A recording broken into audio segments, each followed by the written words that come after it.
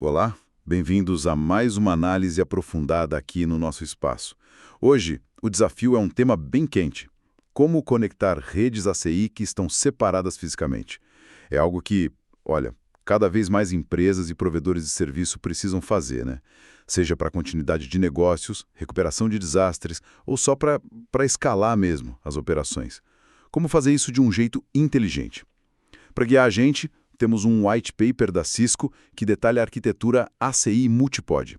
Nossa missão aqui é destrinchar isso, entender como funciona, por que é relevante e quais são os pontos cruciais para quem mexe com isso no dia a dia. Basicamente, né, existem duas grandes filosofias para conectar malhas ACI. Uma é com um único cérebro, um cluster APIC gerenciando tudo. A outra é com cérebros independentes para cada malha. Hoje, a gente foca na primeira, especificamente no ACI Multipod. Prontos para mergulhar? Então, para começar, o que define exatamente esse tal de ACI Multipod? Pelo que eu li, ele veio do Stretched Fabric, mas com algumas melhorias importantes, certo? Exatamente. O multipod, ele permite interconectar várias redes ACI que estão fisicamente separadas, que a gente chama de pods, mas, e aqui está o ponto-chave, permite gerenciá-las como se fossem uma única entidade. Cada pod, assim, na essência, é uma rede ACI Spine Leaf padrão, sabe? E o cérebro único que você mencionou é justamente isso, um único cluster de controladores APICs gerenciando todos esses pods, mesmo que estejam longe um do outro. E qual é a grande sacada disso? Imagino que simplifica a vida do pessoal de redes, né? Tipo, bastante. Sem dúvida. Do ponto de vista operacional, a gestão é centralizada. Isso é ótimo. Configurações de tenants, pensa em VRFs, Bridge Domains, os EPGs e também as políticas, né? Segurança, QoS. Tudo que você aplica num APIC é automaticamente propagado para todos os pods. Isso dá uma flexibilidade enorme para conectar ou até mover cargas de trabalho, tipo VMs ou containers, entre pods diferentes sem ter que sair reconfigurando tudo manualmente em cada lugar. É bem prático. Tá, entendi. Gerenciamento centralizado é de fato muito bom, mas o material fala bastante também em resiliência. Como que ele melhora isso se o cérebro é o mesmo para todo mundo? Não parece meio contraditório? É um ponto interessante, né? Apesar dessa gestão centralizada, o multipod, na verdade, aumenta sim a resiliência se a gente comparar com o Stretched Fabric. A diferença está em como ele isola os domínios de falha, mas especificamente do plano de controle da malha. Cada pod roda suas próprias instâncias dos protocolos internos. Estou falando do ISS para topologia, do CUP para mapear endpoints e do MPBGP para trocar info entre os pods. Então, se der um problema num desses protocolos num pod, a falha tende a ficar contida ali, sabe? Não vai derrubar a comunicação inteira entre todos os pods. No Stretched Fabric, que era o modelo anterior, uma falha assim podia ter um impacto bem maior. Por isso que o multipod é a recomendação hoje em dia. Ah, faz sentido. Isolar a falha é fundamental. Mas, beleza, para conectar esses pods fisicamente, a gente precisa de uma rede ali no meio. A tal da Interpod Network, a IPN. Ela é só um monte de cabo e roteador ou tem algum segredo ali? Olha, ela é mais do que só os cabos e roteadores. Os switches spine de cada pod se conectam nela, né? A IPN pode variar bastante em complexidade. Pode ser desde um par de roteadores simples até uma rede MPLS de operadora, por exemplo. A função principal dela é fornecer a conectividade IP básica, camada 3, entre os pods. É sobre essa base que os túneis VXLAN são construídos. E é o VXLAN que, no fim das contas, estende a conectividade de camada 2 e 3 de forma transparente para os endpoints, não importa em qual pod eles estejam. A IPN é o alicerce, digamos assim. Certo, a IPN é a base L3 para o VXLAN, mas ela precisa ter umas características específicas. Não pode ser qualquer rede L3 que a gente tenha por aí. Não exatamente. Para funcionar direitinho com o multipod, a IPN precisa sim atender alguns requisitos importantes. É bom ficar atenta a eles. Primeiro, suporte a multicast. Isso é essencial para o tráfego L2 BAM, Broadcast Unknown Unicast Multicast. O multipod usa um protocolo chamado PIN bidirecional na IPN para isso. A escolha do bidir é por escalabilidade e convergência mais rápida. Cada bridge domain ACI que precisa cruzar pods vai usar um grupo multicast específico, que a IPN tem que saber propagar.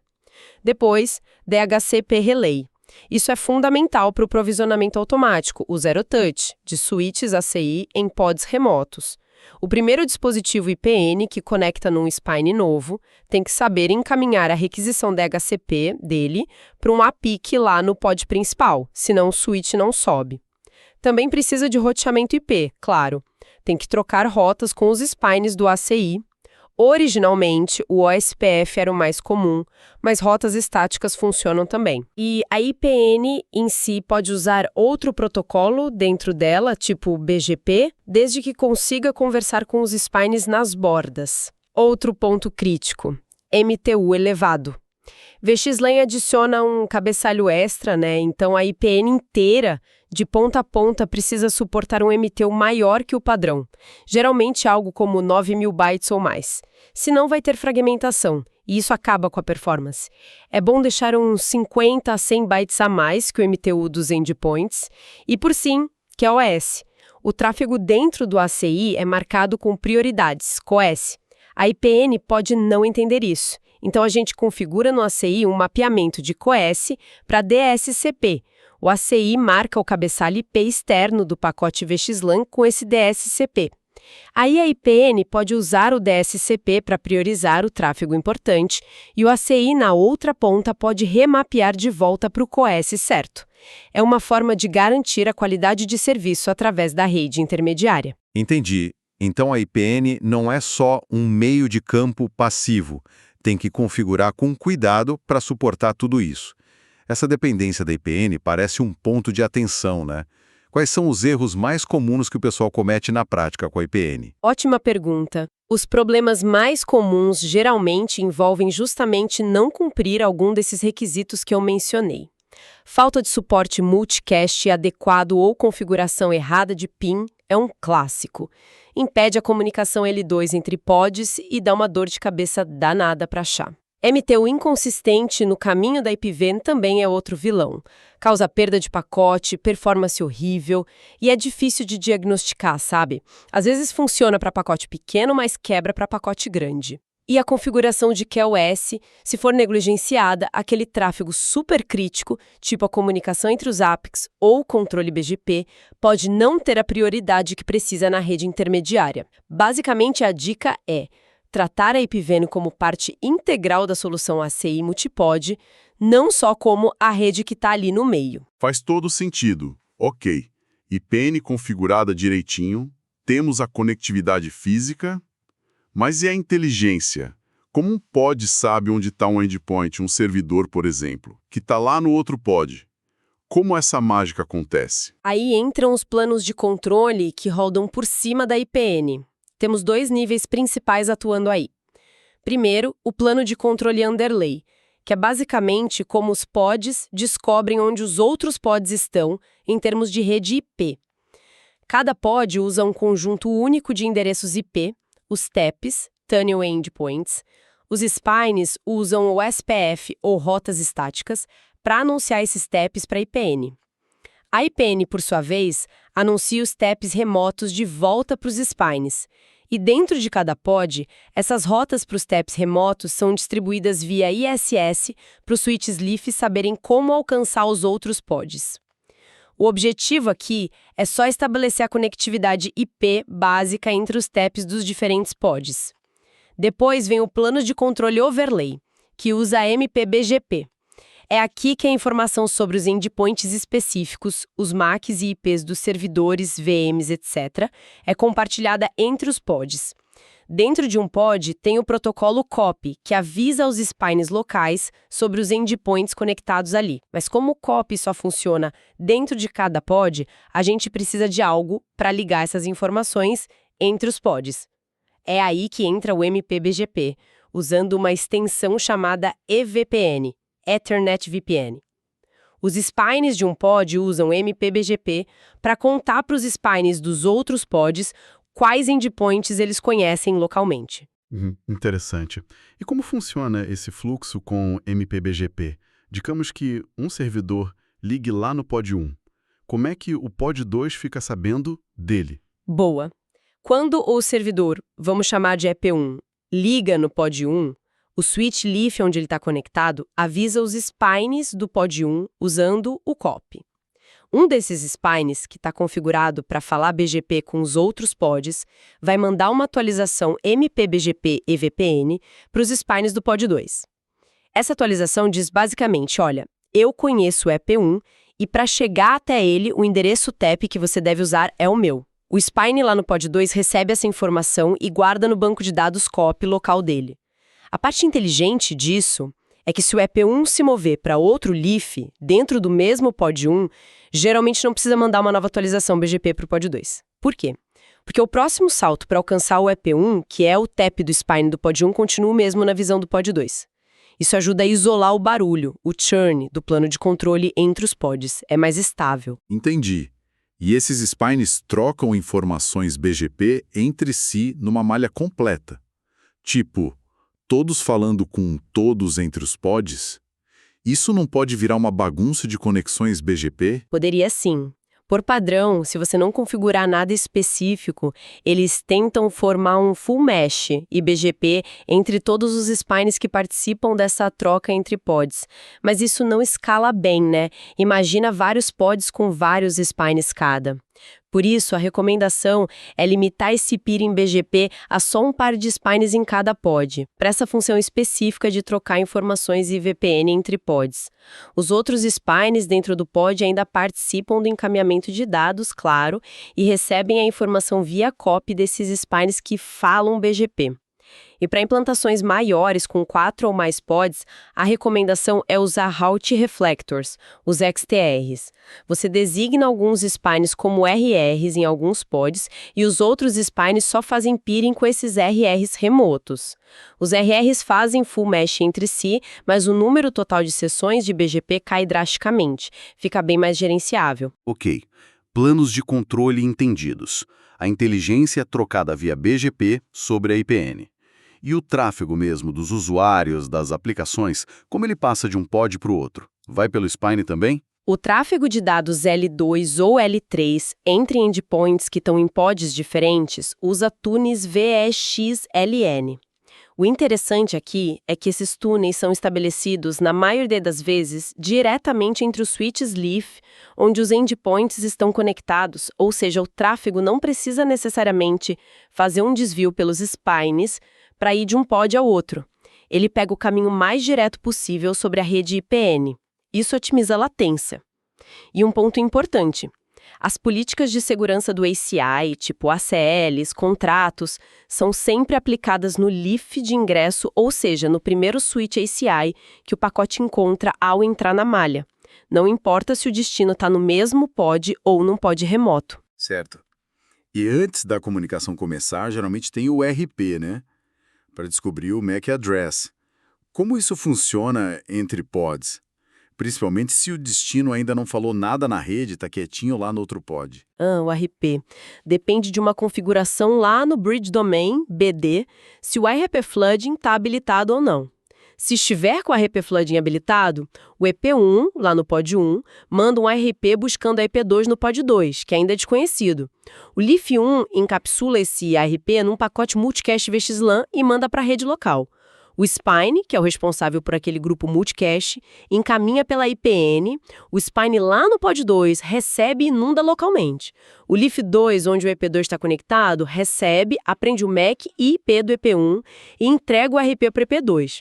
A resposta do EP2 para o EP1 volta direto via Unicast VXLAN, de Leaf2 para Leaf1, porque agora o Leaf2 já sabe onde vai perguntar. É simples, mas gera mais tráfego de inundação pela IPN. Agora, se estiver sem RP Flooding, usando uma técnica chamada RP Gleaning, quando o Leaf1 recebe o RP do EP1 para o EP2 desconhecido, ele não pode inundar. Ele manda via Unicast para um spine local, que atua como proxy. O spine, como também não sabe onde está o IP2, gera um pacote especial chamado ARP Glean. é um ARP request vindo do próprio BD, precisa ter um IP configurado no BD para isso. Esse GLIM é encapsulado num multicast VXLAN específico, um endereço diferente do GIPO normal, e enviado pela IPN para todos os pods onde aquele BD existe. O spine receptor no pod 2 recebe, gera o GLIM localmente, o LIF2 entrega para o IP2, a resposta do IP2 vai para o MAC do BD, o LIF2 intercepta essa resposta, aprende o IP2 localmente e avisa os spines via co-op, que então avisam o pod 1 via BGP. Ufa! Agora o IP2 é conhecido. É um fluxo mais complexo, mas reduz bastante a inundação de ARP pela IPN, mas tem esses pré-requisitos: IP no BD e suporte multicast na IPN para esse endereço específico do GLIM. Nossa, que interessante como ele resolve isso sem inundar tudo. É bem mais elegante apesar de mais passos. E a mobilidade? Se uma VM faz um vMotion, sabe? Sai de um servidor no pod 1 e vai para um servidor lá no pod 2, a conexão cai nesse meio tempo. Como fica? Não cai. O multipod foi pensado para suportar a mobilidade ao vivo como o vMotion. O processo é bem rápido. Quando a VM, vamos chamar de EP2 de novo, aparece conectada no LIF3 lá no pod 2, o LIF3 detecta e avisa os spines locais dele via COAP. Esses spines, então, mandam a atualização BGP para o pod 1. Opa, EP2 agora está aqui comigo. Os spines do pod 1 atualizam suas tabelas COAP e avisam o LIF4, onde a VM estava antes, para instalar uma entrada de bounce ou desvio. Se algum tráfego para IP2 chegar no LIF4 logo depois da mudança, o LIF4 não descarta, ele redireciona bounce para os spines locais que mandam pela IPN para o pod 2, para o LIF3 e finalmente para a VM. Assim que a VM EP2 responde a algum tráfego, o LIF3 manda a resposta direto para o LIF1, a origem. O LIF1, ao receber essa resposta vinda do LIF3, atualiza a tabela dele e aprende a nova localização do EP2. A partir daí, o tráfego entre EP1 e EP2 vai direto entre LIF1 e LIF3. A convergência é bem rápida e o túnel VXLAN direto é estabelecido sem perda de conexão. Fantástico. Realmente pensado para ambientes dinâmicos. E onde que a gente vê mais essa arquitetura multipod sendo usada na prática? Quais são os casos de uso mais comuns? Olha, tem principalmente 2 cenários onde faz muito sentido. O primeiro é ter múltiplos pods dentro do mesmo data center. Às vezes, por causa de limitações do cabeamento existente, que não segue bem a topologia spine-leaf tradicional, ou para dividir um data center muito grande em domínios de falha menores, sabe? Para mais resiliência interna. Nesses casos, a IPN costuma ser só um par de switches ou roteadores ali no meio, dedicados para isso. O segundo cenário, e talvez o mais comum, é ter múltiplos pods em data centers diferentes, geograficamente dispersos. É o caso clássico para criar DCs em modo ativo-ativo. A latência suportada entre os pods pela IPN é de até 50 ms de RTT ida e volta, o que permite distâncias consideráveis, tranquilamente milhares de quilômetros.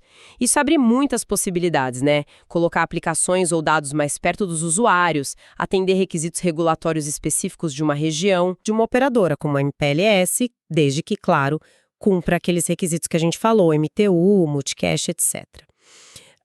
E tem uma opção mais recente, desde o A65.2.3, que é interessante para cenários menores com só 2 pods. Conectar os spines de um pod diretamente nos spines do outro pod, eliminando a necessidade de ter uma rede IPN separada no meio. É o multipod spines back-to-back, bem útil para simplificar instalações menores. Legal essa opção back-to-back, mas voltando ao cluster APIC único, gerenciando tudo isso deve ter limites, né? Quantos pods, quantos switches no total a gente consegue colocar debaixo de um único cluster APIC? Sim, com certeza tem limites. A escalabilidade do multipod está diretamente ligada ao tamanho do cluster APIC e, claro, a versão do software ACI que está sendo usada. É sempre bom checar as release notes da versão específica. Mas para dar uma ideia, usando como referência a documentação da versão 5.2, que a gente está baseando a conversa, o máximo seria 12 pods. Só que, para chegar a 12 pods, você precisa do maior cluster APIC possível, que é o de 7 nós.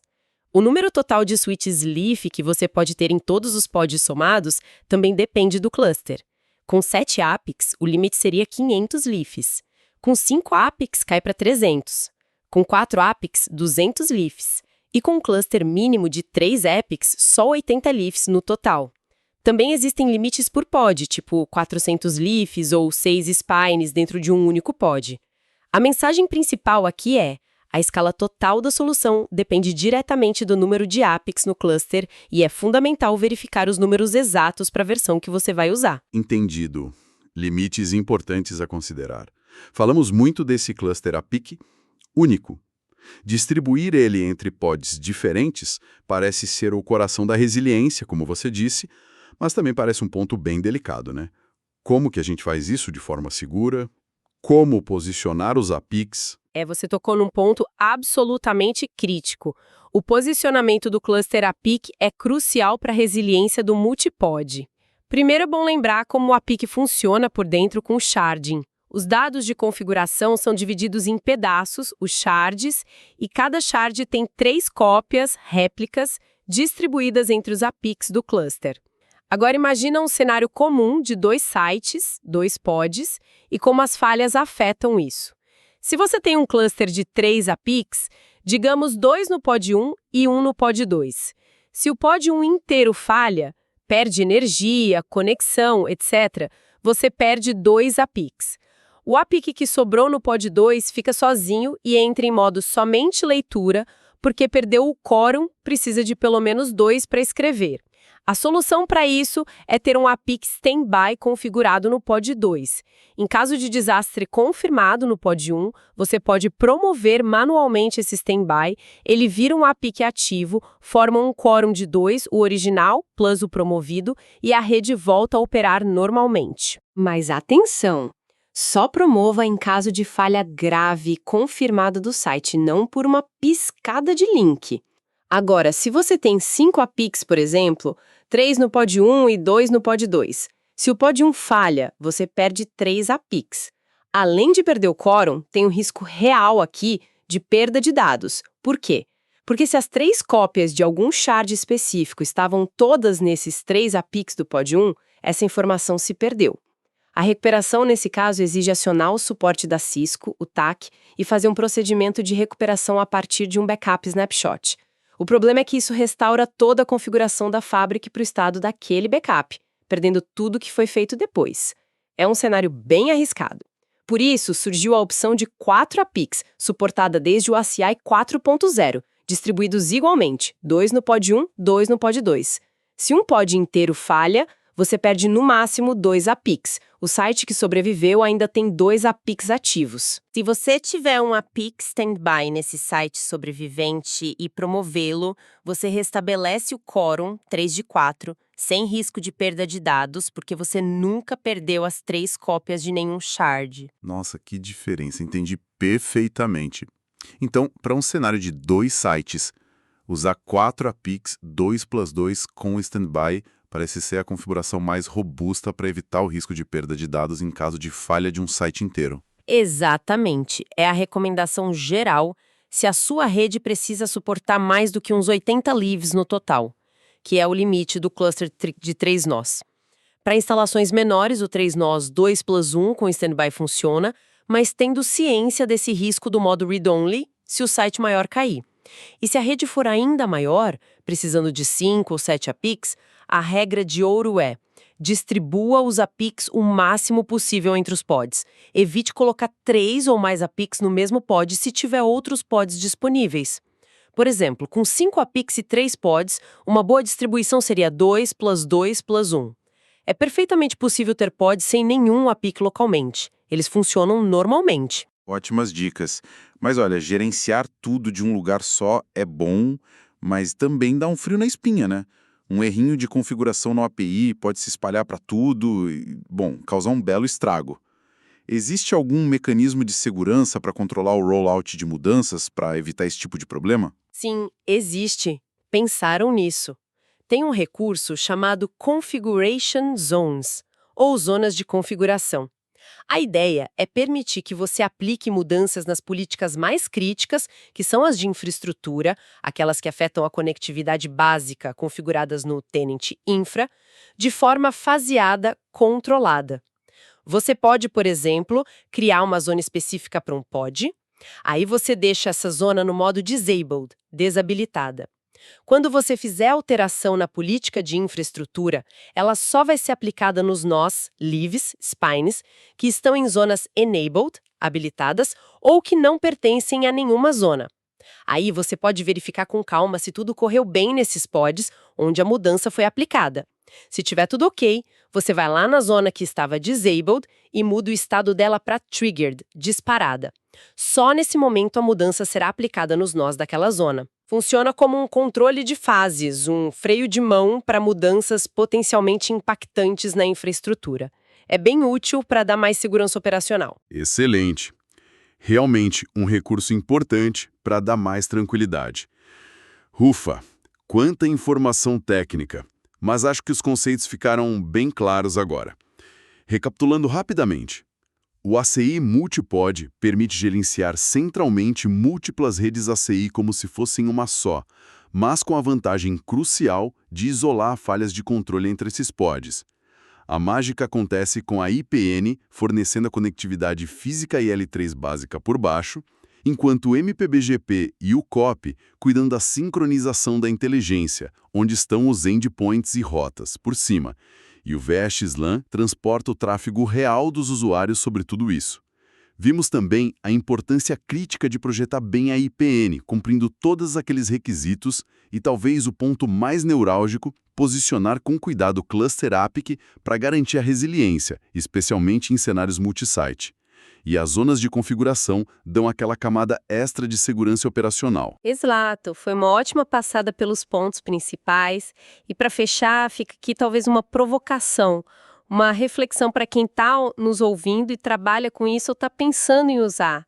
Agora que a gente entendeu como conectar e gerenciar esses pods distribuídos, como podemos usar essa capacidade de forma mais estratégica, indo além da simples conectividade e resiliência?